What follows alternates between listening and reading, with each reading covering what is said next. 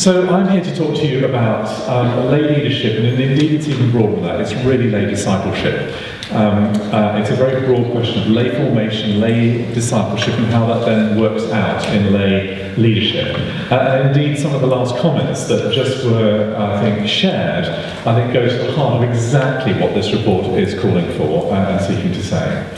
A little bit of background. So I was appointed a year ago, and rather unsuspectingly thought that would mean I'd turn up to a few meetings and that was it. But almost immediately I was asked to run this task group, which took up essentially 4 months of my life in an unpaid form earlier this year. But it was fascinating and incredibly rewarding doing it. Essentially, the timescale was we reported to the Council commissioned this report.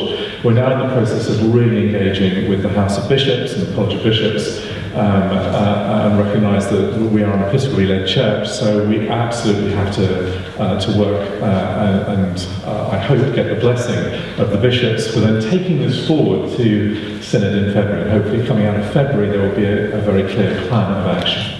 I hope the report itself, subject to the House of Bishops being supportive of this, will be available for everybody to read, hopefully later this month. So a bit of context about the wider process.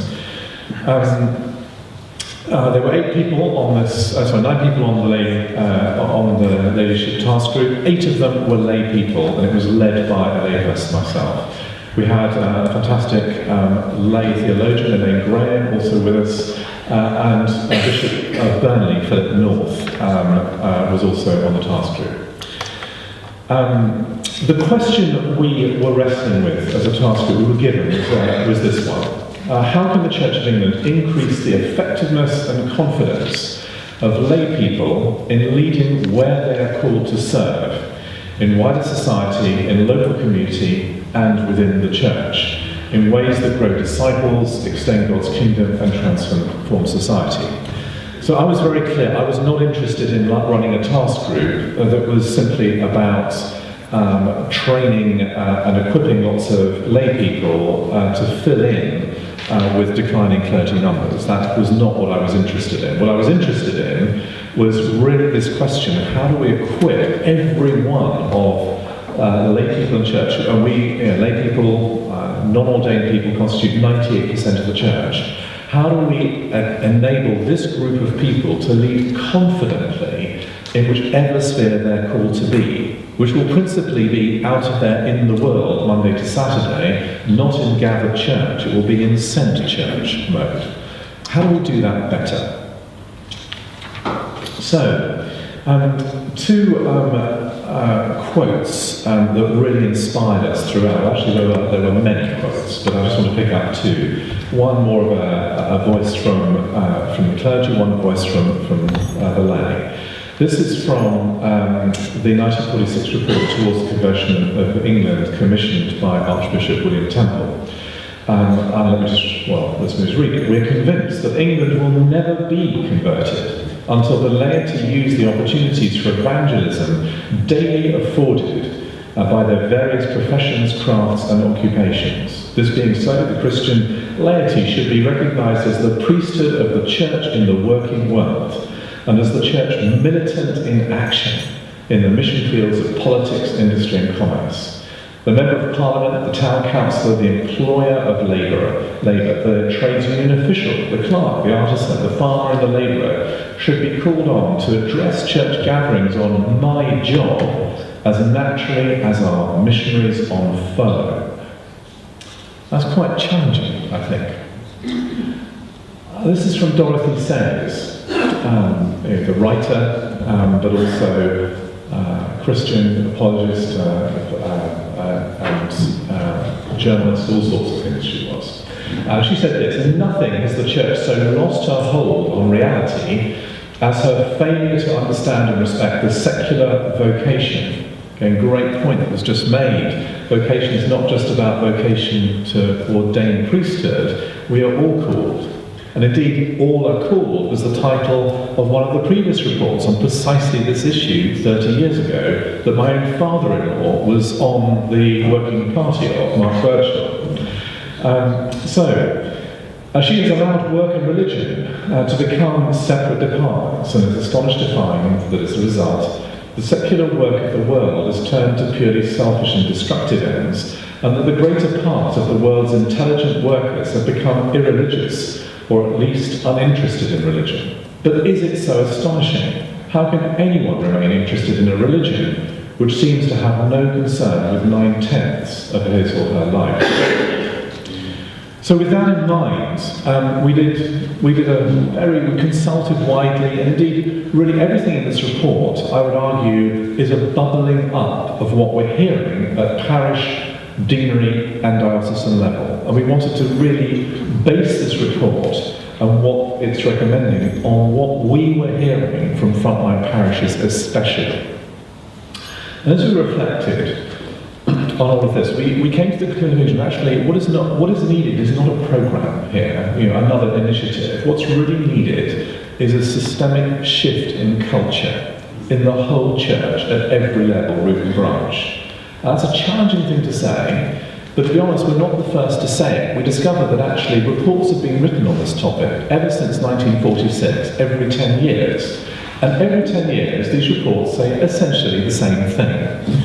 And so one of the things we were really wrestling with is how do we move beyond the sort of rhetoric and the nice report to actually make something different happen. And so we really wanted to name this from the beginning as something about shifting culture.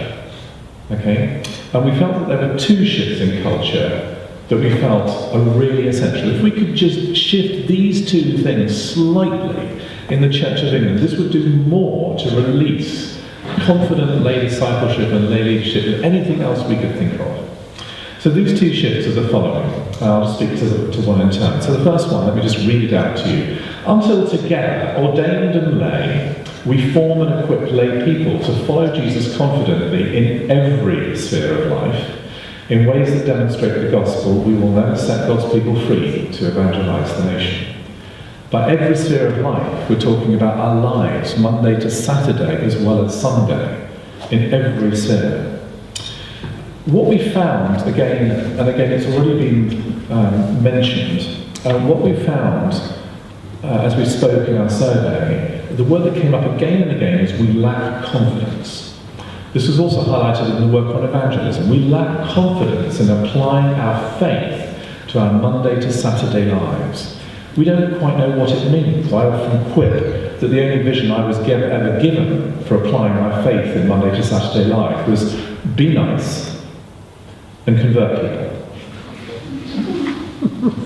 And what I've discovered, which I'll share a little bit later, is that actually if I take a different perspective, there is so much more than that in trying to apply my faith into my Monday to Saturday life. I'm not going to go through, I've got time to do it, but in the survey, we drew whatever data we could find. There wasn't a lot of it, but essentially data on what lay people reflect and think. So we were trying to ask lay people, how well is the church equipping you for the whole of life?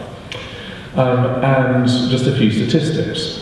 So close to 2/3 of those in working age said that the most challenging context to be a disciple of Christ was the workplace, where we spend most of our lives. Again, 2/3 of those in full-time paid employment said they experienced little, not much, or no help at all from the life and ministries of the church to deal with the issues they face at work. 50% of this group of 3,000 people polled, and this was 3,000 people who almost all had been Christians for at least 10 years, and many of them were in leadership. 50% of this group said they did not have a single story to tell about how God had worked in their lives, in their workplaces, in their non-gathered church setting. So it seems, and there's lots of other statistics we try. So there's a challenge, and a massive opportunity there. Just imagine if we could build that confidence up a level of how people apply and live out their faith in their Monday to Saturday as well as Sunday lives. The second shift says, until laity and clergy are convinced, based on their baptismal mutuality, that they are equal in worth and status, complementary in gifting and vocation, mutually accountable in discipleship, and equal partners in mission, we will struggle, we will never form Christian communities that can truly evangelise the nation. And the whole idea here was really that we need to sort of rediscover almost this primary vocation and calling as a priesthood of all royal believers, a royal priesthood of believers. That is our first vocational calling is almost to this priesthood, to our baptism. And actually, how do we dust off this reality and almost elevate that calling to our baptism, to which we are all called? How do we elevate that again so that is way above any other vocation, whether it is our vocation to ordain priesthood, or vocation to be a teacher, or vocation to do whatever? How do we rediscover that again? So, I was going to run through very quickly the report. There's essentially a few chapters. So chapter 2, we essentially look at the situation today, and particularly we look at three sort of conclusions, three issues. Firstly, we went back and looked at all these other reports I mentioned earlier, and essentially what we found was, in spite of fantastic wisdom beautifully articulated in all these reports, they all failed to trigger or sustain the scale of change proposed in the recommendations. And typically what would happen is a report would be written, it would land on synods, it would be discussed at synod, and not much would then happen. Or it would happen for 2 years and then funding would run out. And so there's a real challenge of how do you sustain this? The second area was, we really looked at lay involvement. This chart, which really highlights that when we think about lay leadership, or how is this expressed, we found that lay leadership is expressed in 4 spheres particularly. The first is in gathered church, in elected leadership roles. You are part of that group. The second we found, actually again in gathered church, there are all sorts of leadership roles that lay people play in unelected roles. So fresh expressions, we had that example. 46% or something are actually fresh expressions are led by lay people. 1,300 diocesan workers, 10,000 readers, 28,000 working with younger people. I mean, there's vast quantities of lay people out there leading in unelected leadership roles in our gathered church setting. But actually, it gets even broader when we go beyond that, to look into the sent church, the church that is out there in the community, leadership of church-led community social action, street pastors, elderly support, food banks, job clubs, debt counselling, homeless projects, schools. I mean, the role that lay people are playing and leading in these contexts in the sent church in our community is massive. And beyond that, maybe the biggest opportunity of all, as was just highlighted in some of the comments, is the sent church leadership in the workplace, in wider community and society. 1 million lay people who are already at the front line, but often feeling unconfident about how their faith is relevant in their Monday to Saturday lives. The third thing we looked at was there are many encouraging examples of innovative practice to equip lay people, but the issue is awareness of this, and take-up is really low. And there are some great resources we found, but most people have never heard of them. Even the resources that are best known, like Growing Leaders from CPAS, or NICC's resources, Fruitfulness at the Front Line. Fantastic resources, but take-up is often very low, and awareness is also low. In chapter 3, we look at we look at 4 factors that we felt constrain lay leadership, that hinder it, that hold it back. And very briefly, 4 of these. So the first is a deficit of theology and vision around the role of lay people, the role of lay discipleship, and how does that fit, even what we mean by discipleship. There's very little that really casts a whole of life vision for mission in the world for our Monday to Saturday lives. The second is a very weak lay voice that is not well heard, listened to, understood or acted on. at local, deanery, diocesan and national levels, the voice of lay people. I would say, in my experience of working in all sorts of, in government, in commercial world, in the charity sector, I think the Church of England, and I am part of the Church of England, so I'm saying this to myself, is the worst institution I have come across or really been intimately involved in at listening to the voice of its members. And then again, there is a massive opportunity, in my view, a massive opportunity. And the two ways that the Church tries to listen is usually through clergy who are doing really trying hard listen, but frequently it's very difficult for them to do because they don't live in this world. And often you don't really connect with it. It's hard to be in that world. But it's also our elected bodies who clearly aren't trying very hard doing that at all. But the reality is our elected bodies, our synodical structures, are not truly representative of lay people at large. And that's just a challenge, that's just reality, it's challenging. So how do we really hear to the voice of young people? How do we hear to the voice of ethnic minorities? How do we listen to the voice of people in business? How do we listen to the voice of people in local? How do we really listen to that voice and allow it to shape everything we do? The third is unhealthy relationships, is the way to describe it, between lay people and clergy. Now, in many ways, the relationships are flourishing, but we heard lots and lots of stories from both clergy and lay people about frustration about the way this relationship works. A lot of it was characterized sometimes by codependency, or by control, or by misunderstanding, or all sorts of different language was used. And I think that we really felt that needs to be understood better. And we felt it's a relational issue, it's not a power issue, it's a relational issue. And finally, inadequate resources and support. And the issue here, really, we found, was that if we look at the resources that are available for training and development, the vast majority of them, 95% plus, are essentially about training clergy. And what's left over for lay people is usually focused on reader training, where what we were hearing from lay people was the whole way we do that training is out of date. And what we need is a radical shift to adult learning approaches right across the church. And how do we do that? And the resources are so scarce, and that's a challenge. So those are some of the challenges that get in the way. And in the report in chapter 4, we basically propose, well, if this is about culture change and about those two culture shifts, then we need to think about a programme that is about culture change. And culture change, for any of you in leadership, is the most difficult leadership challenge any leader faces. It's incredibly hard, and it usually requires a comprehensive set of actions that are working together in sort of complementary fashion over a sustained period of many years.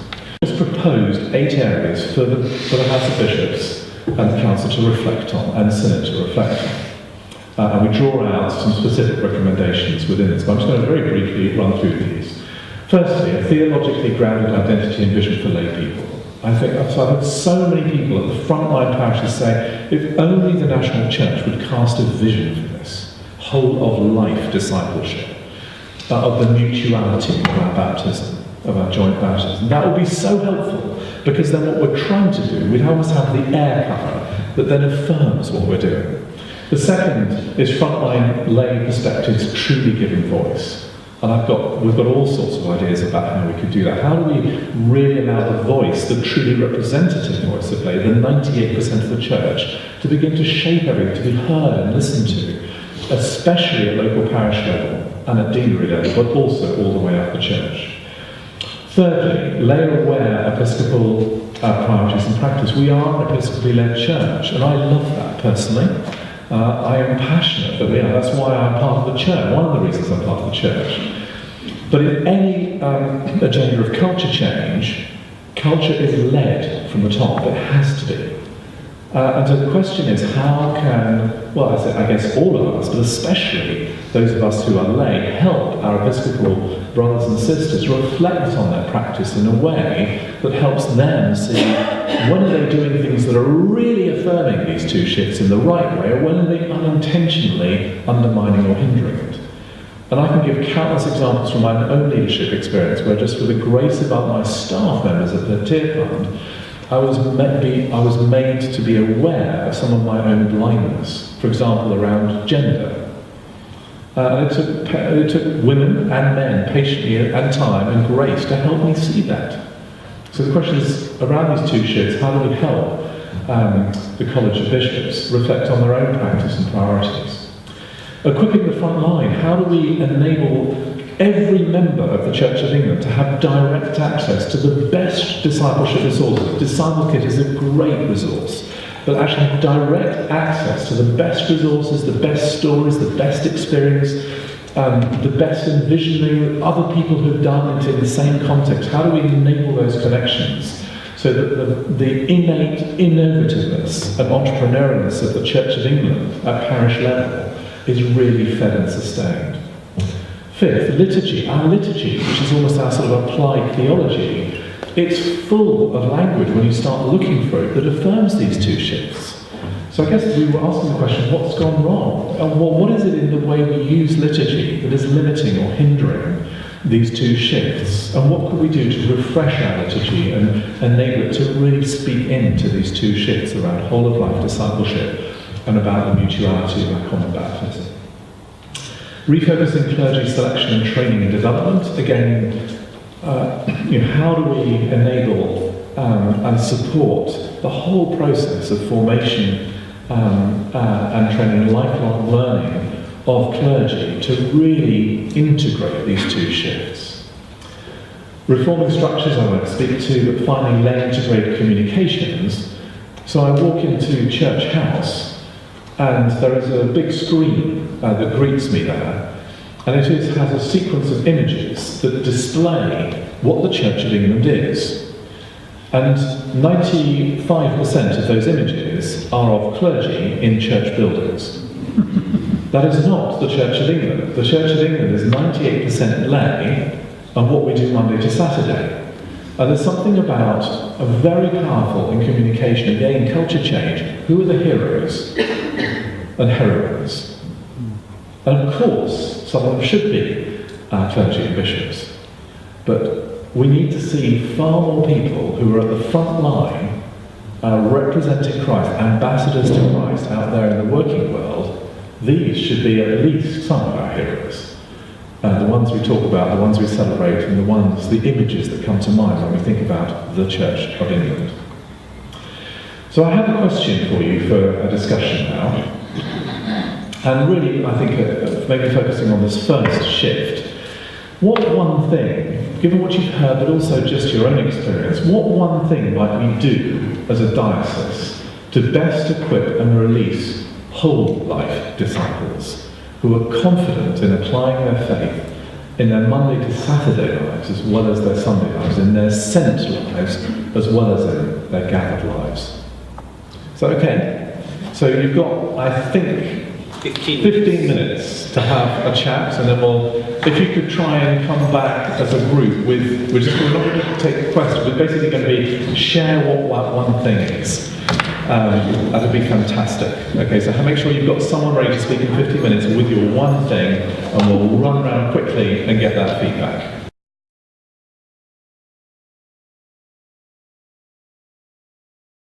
So I love this quote from Rowan Williams, which has come out of his book that he's just written on being disciples. Discipleship is a way of life, a state of being. It is rooted in a living relationship with Christ, in which we learn and grow by following him and living in his way. The disciple is one who's called to learn how to be a place in the world, out there in the world, where the act of God can come alive.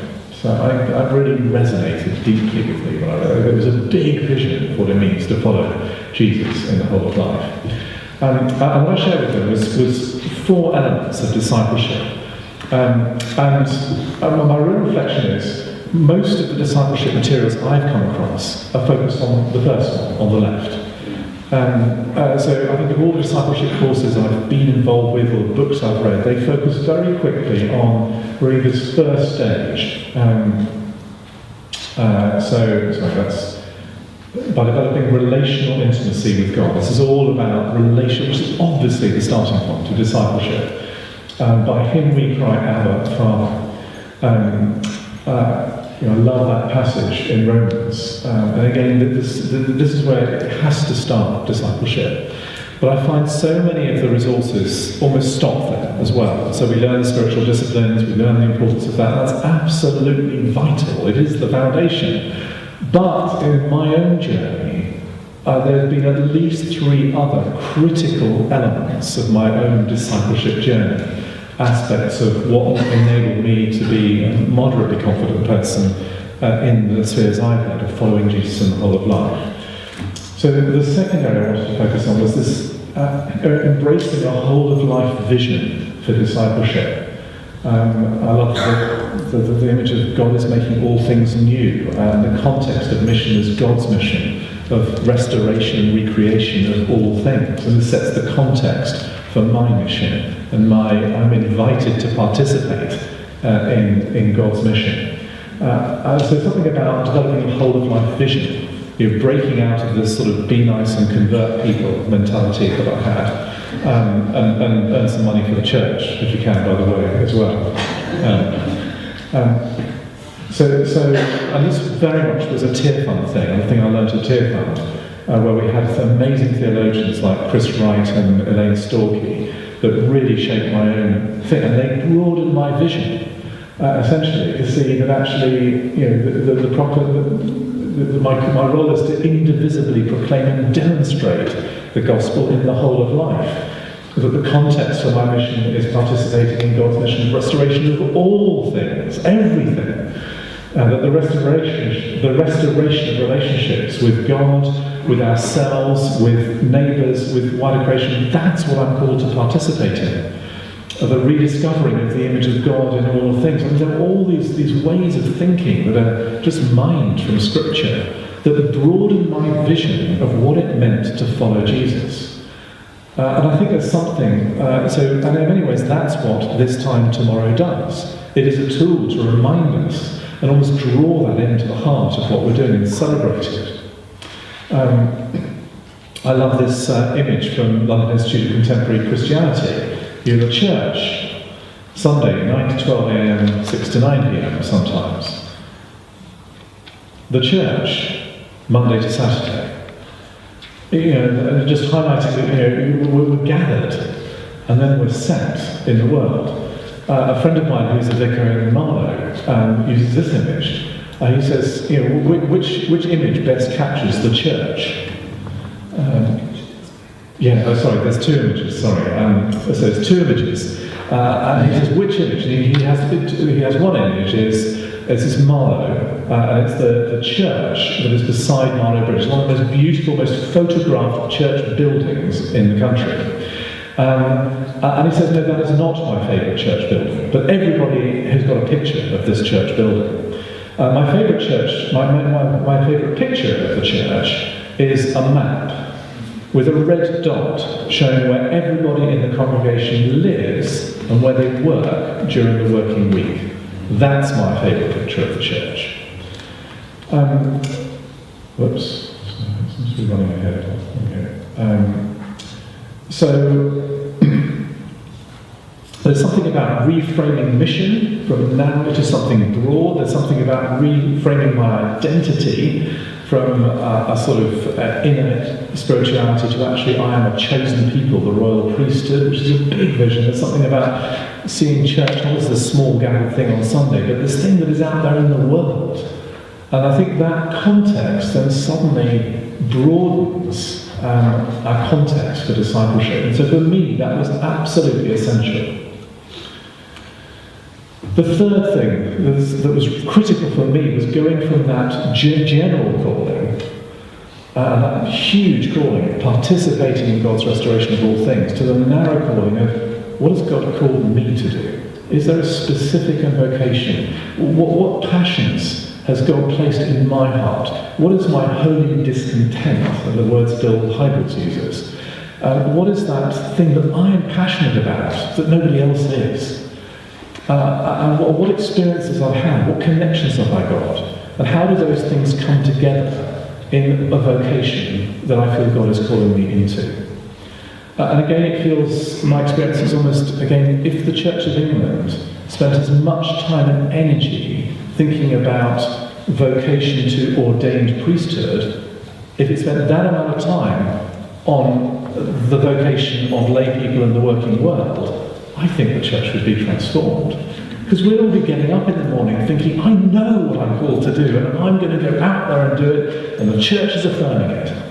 And I'd be passionate, and then I would go looking for any resource that would help me be the royal priesthood of believers in the world, in my area of vocation. And that's exactly what happened to me. I went through this thing called the Adventure of Living course that was run by my church. It's the only course I've ever come across on lay vocation. And at the end of it, I was absolutely crystal clear, I've done it with communities, a bit like an alpha course. By the end of this thing, I was really clear that God called lay people, number one, and I really had a deep sense that God was calling me to become into the international aid world, into a leadership role, into a Christian organisation. And 6 months later, I was appointed Chief Executive of Tear Fund. So it was absolutely clear. I would never have ended up at Tear Fund had I not done that. I would still be probably, I don't know what I would do, probably do something else. Anyway. And the last thing, also in this area of specific vocation, being LICC's 6M framework has helped lots of people I know. And it's really just a framework of really asking, what is the specific thing? How can I make my ministry in my workplace, whatever that workplace is, how do I really wrestle with what it means to be a confident disciple in this place? And there's a series of 6 questions. How am I moulding culture? That's, I think, what you would begin to encourage us to think about. How am I moulding culture in my organisation? How am I being a mouthpiece for justice and truth in my workplace? How am I administering grace and love and demonstrating the love of Jesus Christ? And how am I making good work? How am I actually doing amazing work that is life-giving and fruitful and restorative? How am I being a messenger for the gospel? How am I making godly character? Finally, and to close, I think there's something really important about a final element of discipleship. We become disciples by becoming a learning community of practitioners. It all sounds a bit management gobbledygook, but let me just try and unpack this very briefly. I think this is about good adult learning. How do we create in every parish the tools where we become real adult learners, confident adult learners? And I think there's lots of things that sometimes exist, sometimes don't exist, that for me have been essential. I need to be in a learning environment where I'm affirmed, I'm encouraged, I'm celebrated when I take a bold step of faith in my frontline mission field, whatever it is. I need often the encouragement from a group of people to take the first step because it's scary. I think God might be calling me here. Oh, well, I will never take the first step. But actually, if I'm encouraged to by this fellowship of believers around me, then I might make that first step, especially if they're encouraging and affirming and celebrating me as I go. Signposting, I want to be connected with the best available resources. As I begin to explore this area, I can connect with like-minded people who've been there before. I can learn from others. I can gather the best available. It's easy to find these things. I don't have to hunt everywhere. I'm signposting quickly to them. Mutual accountability for growth and fruitfulness. In Coventry Diocese, they're using a resource where 70% of the churches now are using a tool that helps every church, essentially at the beginning of the year, take a sort of temperature check of where people are in their discipleship journey the whole of life. And they review it a year later to see what's happened. And it's not about reporting to the diocese, it's about, well, what's happened? And what can we learn from it? Gosh, some things worked, some things didn't. Well, let's change what we did and try something new. And that's driving learning in a way that they've never had that transparency over their growth before. Connecting with others in similar contexts. So how do we bring all the people who have a passion to completely reimagine education in a particular diocese together to reimagine how education is done in that practice, living out and demonstrating the good news. And then how do we really go further and deeper? And the thing that was amazing about Tearfund is I had all of those things. And that's what enabled us as a community of Tearfund to completely reimagine the way we tackle international aid and development and poverty issues. But without that, I'd never have done it. Finally, to close, and Leslie Newbegin quotes, "The Church gathers every Sunday, the day of resurrection and of Pentecost, to renew its participation in Christ's priesthood. But the exercise of the priesthood is not within the walls of the Church, but in the daily life of the world. It is only in this way that the public life of the world, its accepted habits and assumptions can be challenged by the gospel and brought under the searching light of the truth as it has been revealed in Jesus." Thank you very much.